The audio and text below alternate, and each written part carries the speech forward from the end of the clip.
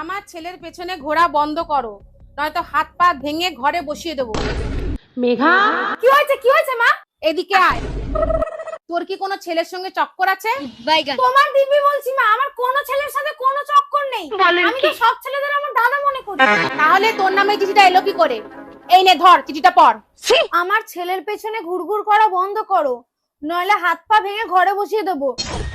কি লেখা এটা? জানি না, কিন্তু এই চিঠিতে বলেছে কার হাত পা ভেঙে ঘরে বসিয়ে দেবে। এই চিঠিটা তোর। সঠিক বলেছে। তোরই হাত পা ভেঙে ঘরে বসিয়ে দেবে বলেছে।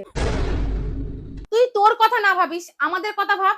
তোর যদি হাত পা ভেঙে ঘরে বসিয়ে দেয়, তাহলে আমাদের কি হবে? ভুল হয়ে গেছে মা, ক্ষমা করে দাও। আজকের পর থেকে আর কোনো ছেলের সাথে কথা বলবো না। কিন্তু মা, আমি তো একটা সমস্যার মধ্যে পড়ে গেছি। আবার কিসের সমস্যা? এই চিঠিতে তো কোনো ছেলের নাম লেখা নেই, তাহলে আমি কোন ছেলের সাথে কথা বলা বন্ধ করবো?